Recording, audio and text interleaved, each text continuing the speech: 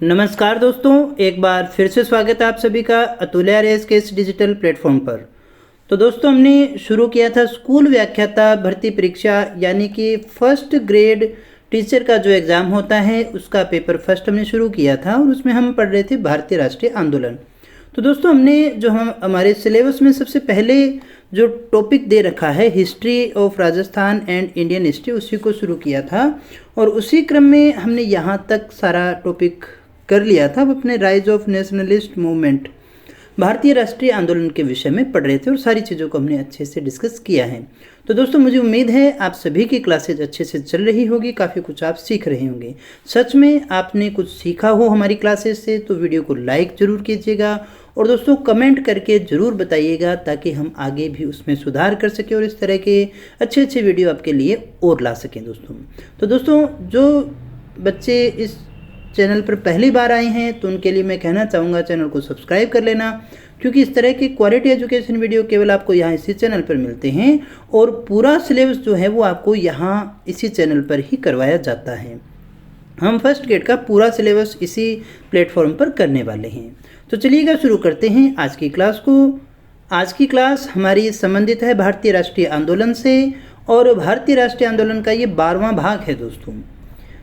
आज हम सबसे पहले इस पार्ट में बात करेंगे गोलमेज सम्मेलन के विषय में। बहुत ही इंपॉर्टेंट टॉपिक है, यहाँ से भी प्रश्न पूछे जाते हैं। इसके बाद में कुछ और चीज़ें भी हम यहाँ पर डिस्कस करने वाले हैं। तो दोस्तों, गोलमेज सम्मेलन के विषय में अगर हम बात करें तो ये हमें ध्यान रखना है कि ब्रिटिश सरकार जो थी, ब्रिटिश सरकार के द्वारा लंदन में 3 गोलमेज सम्मेलनों का आयोजन किया गया था। ध्यान दीजिएगा, गोलमेज सम्मेलन हुए, उनकी संख्या कितनी रही है? 3 संख्या रही है, यानी 3 गोलमेज सम्मेलनों का आयोजन किया गया। और ये 3 सम्मेलन कब कब हुए? तो पहला हुआ 1930 में, दूसरा हुआ 1931 में और तीसरा हुआ था 1932 के अंदर। तो ये 3 गोलमेज सम्मेलन हैं जो यहाँ पर हुए थे 1930, 1931 और 1932 में। अब अगर आपसे पूछा जाए कि कांग्रेस ने कौन से गोलमेज सम्मेलन में भाग लिया था, तो कांग्रेस ने केवल दूसरे गोलमेज सम्मेलन में, जो कि 1931 में जो दूसरा गोलमेज सम्मेलन हुआ था, केवल उसी गोलमेज सम्मेलन में भाग लिया था। अन्य किसी गोलमेज सम्मेलन के अंदर कांग्रेस ने भाग नहीं लिया। बड़ा अच्छा यहाँ से क्वेश्चन पूछा जा सकता है। और दूसरा गोलमेज सम्मेलन हुआ था 1931 में। अब हमने ये कहा भी कांग्रेस की तरफ से एक ही में भाग लिया गया और इसमें से केवल गांधी जी ने ही भाग लिया था। तो याद आपको रखना है, कांग्रेस ने दूसरे गोलमेज सम्मेलन में भाग लिया, 1931 में भाग लिया और कांग्रेस की ओर से केवल जो गांधी जी हैं उन्होंने ही, महात्मा गांधी ने ही इसमें भाग लिया था। गांधी जी लंदन में होने वाले गोलमेज सम्मेलन में गए और ये कई बार क्वेश्चन पूछा गया है कि कौन से जहाज से गए थे दोस्तों। तो राजपुताना नामक जो जहाज है उस पर चढ़ करके उसके द्वारा जो है गोलमेज सम्मेलन, दूसरा गोलमेज सम्मेलन 1931 का गोलमेज सम्मेलन, कांग्रेस द्वारा भाग लिया जाने वाला गोलमेज सम्मेलन, उसमें राजपुताना नामक जहाज से वो हैं लंदन पहुंचे थे दोस्तों। सरोजनी नायडू और मदन मोहन मालवीय की अगर आपसे पूछा जाए इन्होंने किस तरह से भाग लिया था, तो इन दोनों ने व्यक्तिगत रूप से इस सम्मेलन में भाग लिया था। किसी संस्था या संघ के द्वारा नहीं, बल्कि खुद व्यक्तिगत रूप से ही इसमें भाग लिया था। गांधी जी की जो लंदन यात्रा है, जो गोलमेज सम्मेलन में जाने वाली यात्रा है, उसका वर्णन फ्रैंक मॉरिस के द्वारा किया गया है। किसके द्वारा किया गया है दोस्तों? फ्रैंक मॉरिस के द्वारा इसका वर्णन किया गया है। गोलमेज सम्मेलन से वापस आए तो वापस गोलमेज सम्मेलन से संतुष्ट न होने के कारण वापस आते हैं और आकर के एक आंदोलन शुरू करते हैं जिसका नाम क्या था? सविनय अवज्ञा आंदोलन। तो ध्यान दीजिएगा, 3 गोलमेज सम्मेलन हुए 1930, 1931, 1932। कांग्रेस के द्वारा सिर्फ दूसरे गोलमेज सम्मेलन में भाग लिया गया जिसमें गांधी जी गए थे भाग लेने के लिए राजपुताना नामक जहाज से। सरोजनी नायडू, मदन मोहन मालवीय ने भी गोलमेज सम्मेलन में भाग लिया, लेकिन व्यक्तिगत रूप से उन्होंने भाग लिया था। 1934 में सविनय अवज्ञा आंदोलन को क्या कर दिया गया था? समाप्त कर दिया गया था। अब हम एक एक करके इन सभी गोलमेज सम्मेलन के विषय में भी जरूरी फैक्ट देख लेते हैं, जरूरी चीज़ें डिस्कस कर लेते हैं। सबसे पहले हम बात करें प्रथम गोलमेज सम्मेलन की, तो ये 1930 में शुरू हुआ था और 1931 तक ये चला था। ध्यान दीजिएगा, यहाँ पर नवंबर 1930 से ये शुरू होता है और जनवरी 1931 तक ये चलता है दोस्तों, पहला गोलमेज सम्मेलन। अगर आपसे पूछा जाए कहाँ हुआ, कौन से स्थान पर हुआ, तो लंदन में हुआ था, ये हम जानते हैं। सेंट जेम्स पैलेस जो है, सेंट जेम्स महल जो है, उसके अंदर प्रथम गोलमेज सम्मेलन का आयोजन किया गया था।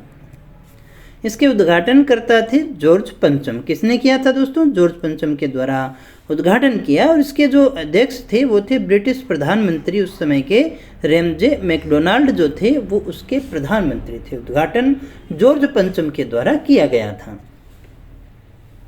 इसमें 89 सदस्य थे। कितने सदस्यों ने भाग लिया? 89 सदस्यों ने भाग लिया। तीनों गोलमेज सम्मेलन में कुल 246 सदस्यों ने भाग लिया था। कुल तीनों में अगर जोड़ें तो कितने? 246, लेकिन पहले की बात करें तो 89 जो व्यक्ति थे, जो सदस्य थे, उन्होंने गोलमेज सम्मेलन में भाग लिया था।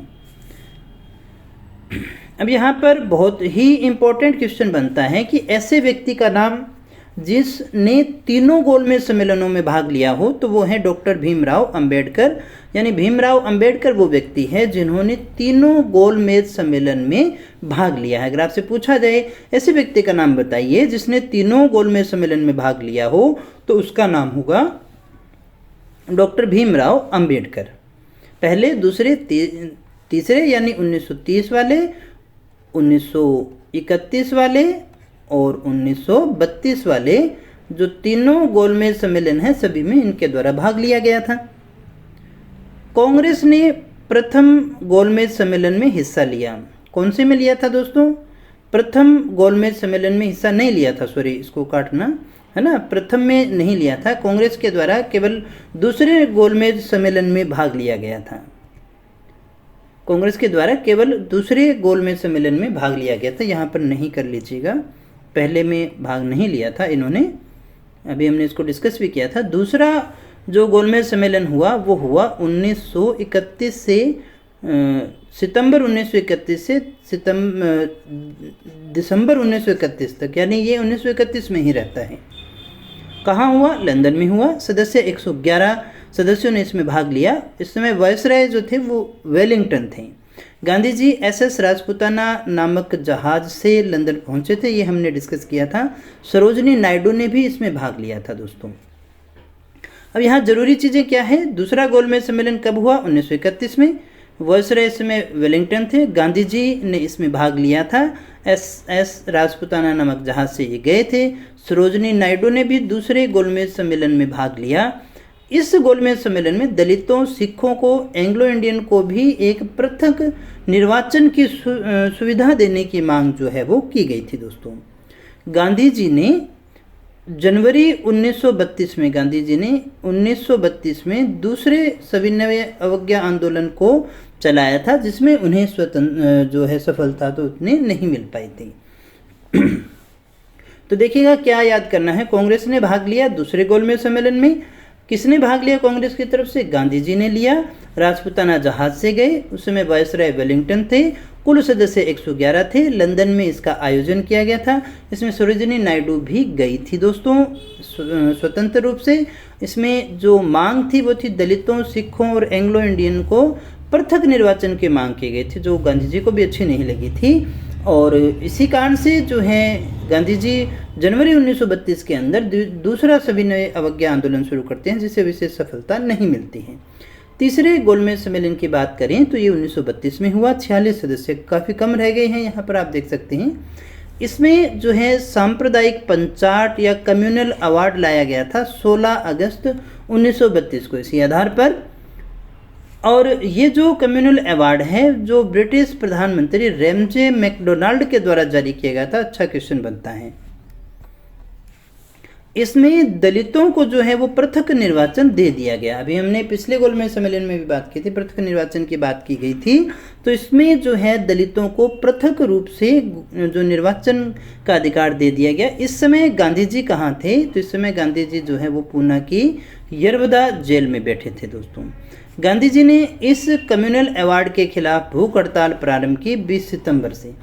कब की है दोस्तों? 20 सितंबर से ये भूख हड़ताल प्रारंभ करते हैं और ये जो है इसी कारण से इन्होंने की थी। और दूसरे गोलमेज सम्मेलन के बाद ही अंग्रेजों ने बांटो और राज करो की नीति को शुरू किया था। जैसे हम देख रहे हैं ना कि जो एक प्रकार से पृथक निर्वाचन देना ही हम इस बांटो और फूट डालो राज करो, जिसे हम सामान्य भाषा में कहते हैं, उस नीति का प्रारंभ जो है इसी के द्वारा होता है दोस्तों, क्योंकि इसमें दलितों को पृथक रूप से निर्वाचन दे दिया गया था। ब्रिटिश प्रधानमंत्री रेमजे मैकडोनाल्ड के द्वारा 16 अगस्त 1932 को भी दलितों को पृथक निर्वाचन की सुविधा दिए जाने की घोषणा की गई थी। इसका उद्देश्य जो था, दलित वर्ग को अल्पसंख्यक बनाया जाए और हिंदुओं से उन्हें क्या कर दिया जाए? अलग कर दिया जाए। हिंदू मुस्लिम में से मुस्लिम को पहले अलग कर चुके थे, अभी जो हिंदू थे उनमें से दलित वर्ग को जो है अल्पसंख्यक बना करके उसको वहाँ से बाहर निकालने का प्लान था। और इसी को लेकर के एक समझौता होता है, पूना समझौता, और 26 सितंबर 1932 को ये समझौता होता है। ये समझौता होता है गांधी जी और दलित नेता भीमराव अंबेडकर के मध्य। ये जो दलितों के लिए जो पृथक निर्वाचन जो प्रारंभ किया गया है उसी से संबंधित है। तो आपको ये याद रखना है कि पूना समझौता कब हुआ है? पूना समझौता हुआ है 26 सितंबर 1932 को। किस किस के मध्य? गांधी जी और दलित नेता भीमराव अंबेडकर के मध्य। वायसराय वेलिंगटन ने दिल्ली समझौते को क्या कर दिया था? रद्द कर दिया था। गांधी जी इस समय यरवदा जेल में थे, ये अपने पहले पढ़ चुके हैं। 20 सितंबर 1932 को इन्होंने जेल में आमरण अनशन प्रारंभ कर दिया था, ये भी अभी हमने डिस्कस किया है।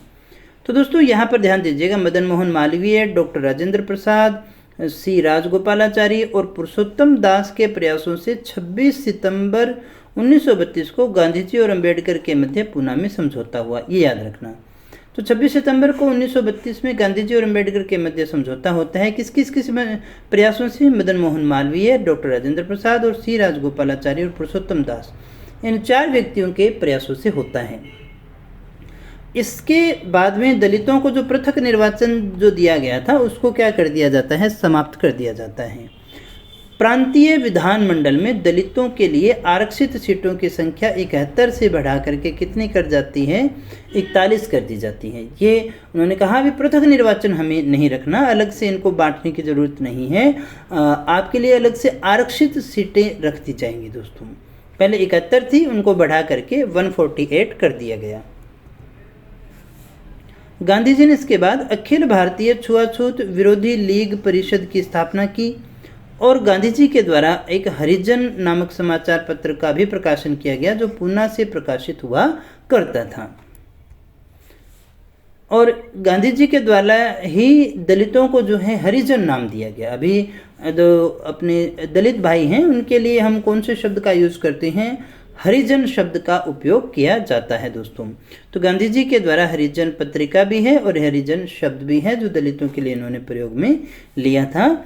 इसके बाद में दोस्तों, इस घटना के बाद में गांधी जी ने अपना संपूर्ण जीवन ही हरिजनों के उत्थान में लगाने की कोशिश की थी और लगाया भी था। अब इसी के साथ साथ एक सरकार के द्वारा अधिनियम लाया जाता है, भारत शासन अधिनियम, जो 1935 का है दोस्तों। 1935 का भारत शासन अधिनियम बहुत ही इंपॉर्टेंट है। इसमें क्या क्या परिवर्तन हुए उसको डिस्कस कर लेते हैं। सबसे पहला परिवर्तन होता है गृह सरकार में, यानी होम जो गवर्नमेंट है उसके अंदर। तो इसमें सबसे बड़ी बात कि भारत परिषद का क्या कर दिया गया है? देखो, समापन कर दिया गया है और भारत सचिव की सहायता के लिए एक सलाहकारी समिति बना दी गई है। तो देखिएगा दोस्तों, गृह सरकार में जो परिवर्तन हुआ, भारत परिषद को समाप्त कर दिया गया और भारत सचिव की सहायता के लिए एक सलाहकारी समिति बना दी गई। लेकिन इस समिति की सलाह को मानना या न मानना भारत सचिव पर ही निर्भर करता था दोस्तों। फिर देखिएगा भारत सरकार में जो परिवर्तन हुआ उसको देखिएगा। भारत सरकार में क्या परिवर्तन हुआ? पहला, केंद्र में परिवर्तन। तो ब्रिटिश प्रांत और देसी रियासतों को मिलाकर अखिल भारतीय संघ बनाया गया। ध्यान दीजिएगा, केंद्र में परिवर्तन जो हुआ, ब्रिटिश प्रांत और देसी रियासतों को मिलाकर के एक अखिल भारतीय संघ बनाया गया। लेकिन इसमें ब्रिटिश प्रांतों का शामिल होना तो अनिवार्य था, देसी रियासतों का शामिल होना क्या था? वैकल्पिक था। उनकी इच्छा पे था कि अगर देसी रियासतें चाहें तो इस अखिल भारतीय संघ में शामिल हो सकती हैं, अन्यथा वो स्वतंत्र भी रह सकती हैं दोस्तों। राजाओं ने इसमें कोई रुचि नहीं ली, इस कारण ये संघ कभी बन ही नहीं पाया था। कौन सा संघ? अखिल भारतीय संघ, जो 1935 के अधिनियम के अंदर जिसका प्रावधान किया गया था। इसमें कहा गया कि केंद्र में 2 सदन होंगे, एक राज्य परिषद होगी और एक केंद्रीय विधान परिषद होगी। तो राज्य परिषद में सदस्य 260 होंगे। ये 260 156 प्लस 104 के रूप में होंगे। ये जो 156 होंगे वो ब्रिटिश प्रांत से होंगे और 104 जो है वो देसी रियासतों से होंगे। इसी प्रकार से केंद्रीय विधानसभा में जो होंगे 375 सदस्य होंगे और इनमें से भी 250 और 125 का रेशो रहने वाला है। 250 जो है वो ब्रिटिश प्रांत से होंगे और 125 जो है वो देसी रियासतों से लिए जाएंगे।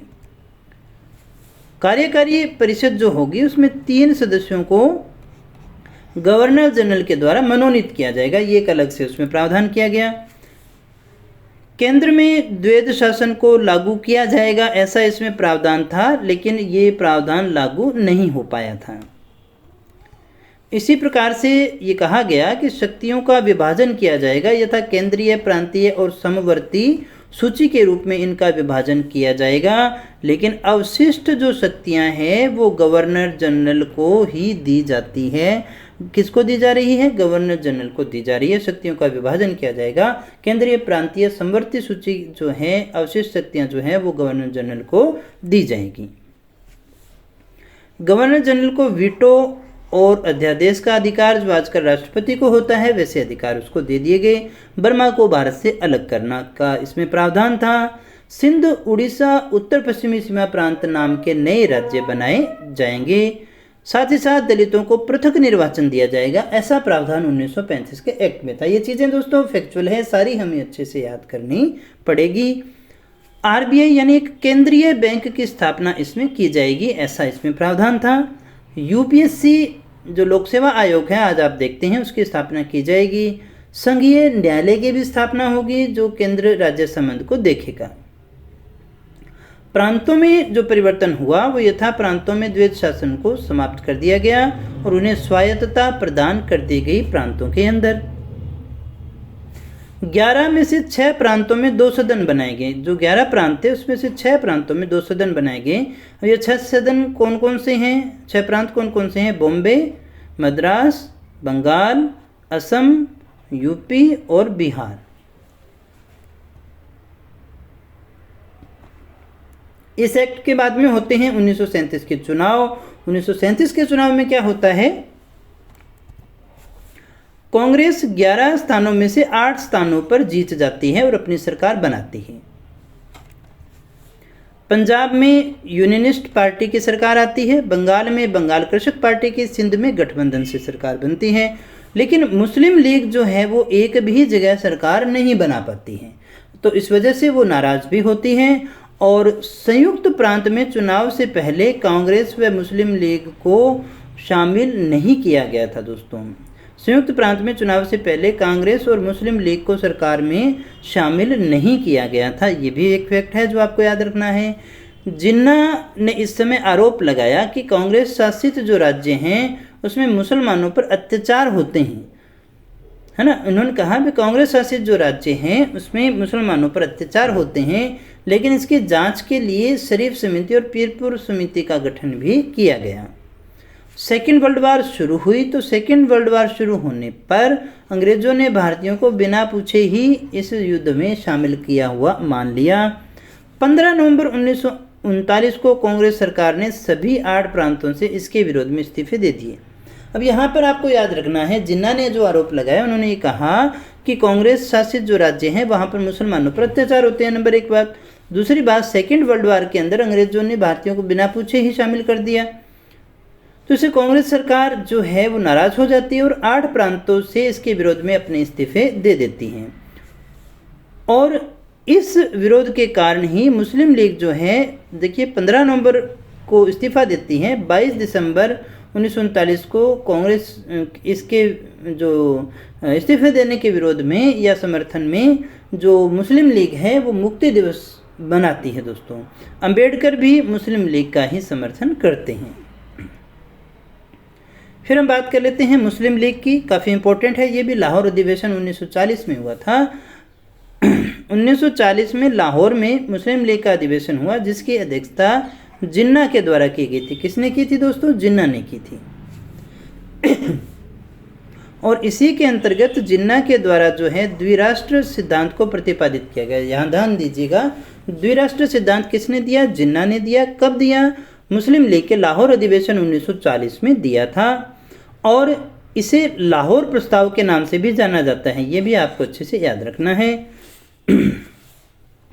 और पहली बार ये ऐसा समय था जब मुस्लिम लीग के द्वारा मुसलमानों के लिए एक अलग देश की मांग की जाती है। तो अगर आपसे पूछा जाए कि मुस्लिम लीग ने मुसलमानों के लिए अलग देश की मांग कब की थी, तो लाहौर अधिवेशन के बाद में की थी दोस्तों।